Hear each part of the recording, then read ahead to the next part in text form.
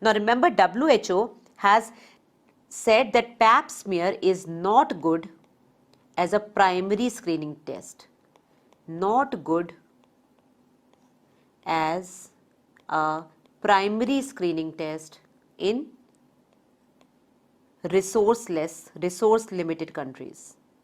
Now what do you mean by resource limited countries? Countries like India, we are not poor as such, but we are resource limited. We have an extra population, overpopulation, so we cannot provide resource everywhere. So wherever we go, we cannot have PAP smear and then we do HPV DNA and then we refer her for colposcopy. No, we have to see and treat. There are so many rural ladies, rural population where nothing is available. So what will you do? You can't go everywhere with a PAP and then wait for the report. So what you have to do in resource limited countries, you have to see and treat. See and treat. Now because PAP smear itself is just a screening test, so it is better to do a HPV DNA or a colposcopy if possible. So WHO is saying the HPV DNA can be taken up as a primary screening test in resource limited countries, but it is costly. In resource limited countries, it can be a primary screening test. Okay.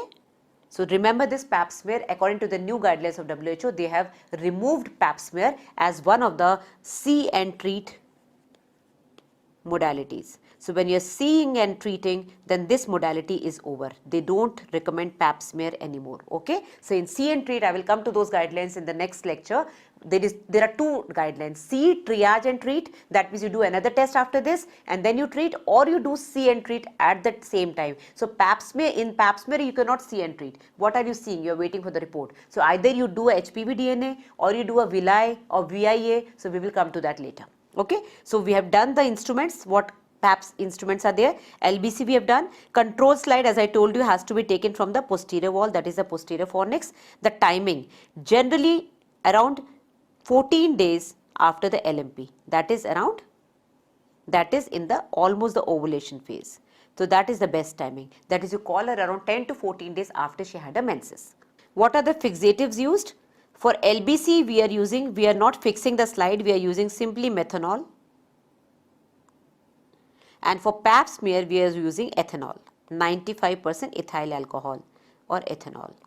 95%, and it has to be fixed. Okay. So what we are doing in the PAP smear, we are spreading the this INI-CET spatula, we are spreading this INI-CET spatula onto the slide. Okay. We are spreading it onto the slide and we are just fixing it with ethanol, that is 95% ethanol. In LBC we are dipping it in this jar and this contains methanol. We are not making any slide, just like we did here. So why two slides? This is, one is ectocervix and one is the endocervix. So we do endocervical sampling with the help of endobrush, that is this one, and we do our exocervical sampling with this one. Okay. So that is why we are making two slides, and for another slide, third slide, we can make a cytology sample from the posterior vaginal wall using the other end of the INI-CET spatula. This is it. Okay. Now remember, the patient has to be told not to use no douching and no tampons, because that is going to disturb the PAP smear report. The results will be bad. The results will not come back normal. Okay. So no douching, no tampons, no use of jelly and no intercourse for at least 48 hours. So for at least 48 hours before the sample has to be taken, she has to be told that she cannot insert anything, she should not have intercourse, she should not have any douching or jellies, right? So that is all about PAP smear.